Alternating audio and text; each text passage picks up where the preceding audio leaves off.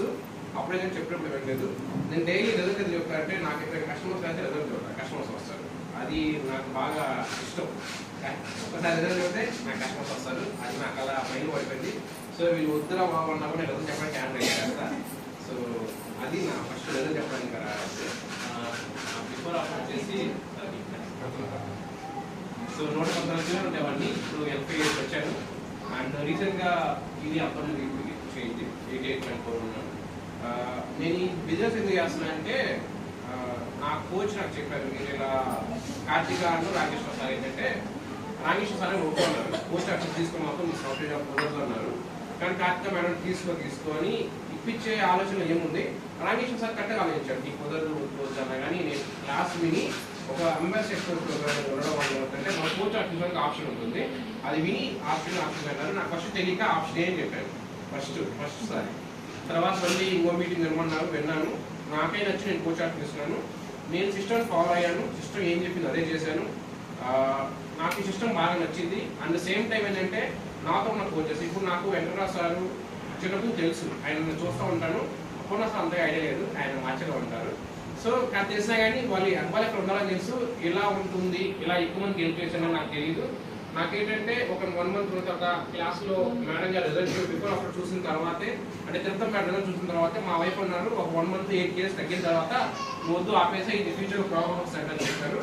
లేదు ఇలా ఈమె మా అంటే వెంకటరావు సార్ వాళ్ళ వైపు నాకు రిలేట్ అవుతారు, ఇలా ఉంటారు, మరి బాగుంటుంది, వాళ్ళ దాదాపు పొజిషన్ చూస్తున్నారు. ఎందుకంటే బ్యాక్గ్రౌండ్ తెలుసు నాకు యాక్చువల్గా. వెంకటరావు సార్ వాళ్ళ అమ్మగారికి ఉన్న పెరాసిస్ ప్రాబ్లం వల్ల ఆమె రికవరీ అయ్యేది తెలుసు, ఇవన్నీ తెలుసు కదా. నేను ఎందుకు అంటే వాళ్ళు చెప్పండి, నాకు స్ట్రాంగ్ పాయింట్ లేదు కదా. ఈయన ఫోటో అయితే ఉంది కదా వెంకటరావు తిరుపతి మేడం ఫోటో, ఆ ఫోటో చూపించిన వాళ్ళు ఎవ్వరైనా కంటిన్యూ చేసుకున్నాను, లేకపోతే నేనైతే వెళ్ళిపోయాను. మా అమ్మ 2nd month తర్వాత మళ్ళీ మా అమ్మ వచ్చి మళ్ళీ అబ్బాయి ప్రాబ్లం ఉంది, వద్దు దీనివల్ల మళ్ళీ అంటే కాదు, నాకున్న నమ్మకంతో ఆ సిస్టమ్ చెప్పింది వినడం వల్ల నాకు నచ్చి నేను ఉన్నాను.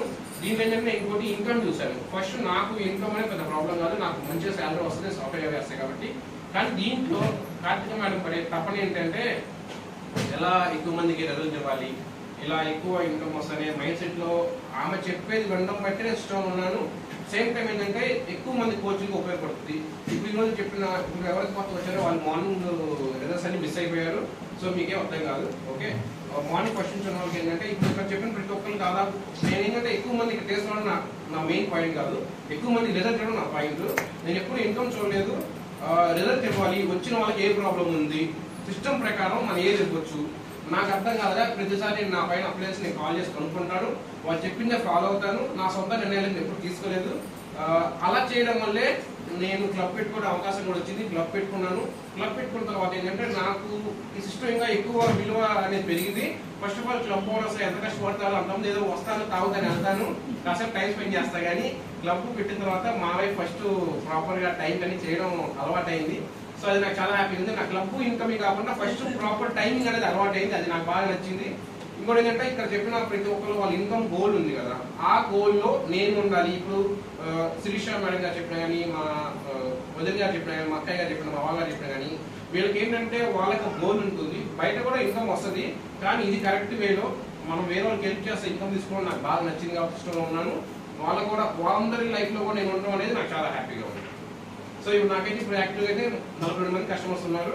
42 మంది. వాళ్ళకి ఎప్పుడు ఏ నీడ్ ఉందో అదే హెల్ప్ చేస్తాను. అండ్ స్పెసిఫిక్ గా ప్రోడక్ట్ అనేది పెట్టడం, వాళ్ళకి ఏ నీడ్ ఉందో అదే చేస్తాను. నేను 1 year క్లబ్కి వెళ్ళాను మేడం. ఇది 1 year నేను క్లబ్ పెట్టి కరెక్ట్గా 15 days అవుతుంది. నేను 1 year క్లబ్కి వెళ్ళాను.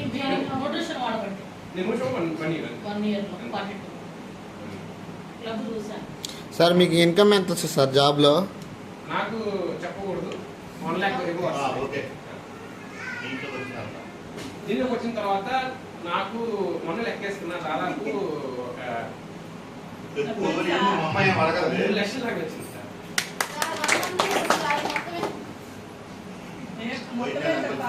పోయిన నెల రీటైల్ ఒక 20,000 వచ్చింది, చెక్ ఒక 20,000 వచ్చింది. తగ్గింది సార్. కానీ నువ్వు జాబ్ చేసే ఇన్కమ్ చెప్పరు. చెప్పండి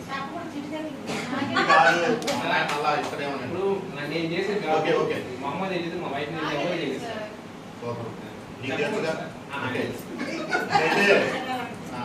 శాలరీ మొత్తమే ఇన్కమ్ వస్తుంది. కానీ సార్ ఏం చేశాడు అంటే డబ్బు సంపాదించడానికి రాలేదు ఈ సిస్టమ్. రిజల్ట్ తీసుకోవాల కోసమే వచ్చాడు. కానీ సిస్టమ్ నచ్చింది. ఇది కూడా పార్ట్ టైం గా చేసుకుంటే ఏదో దానికి ఉపయోగపడింది.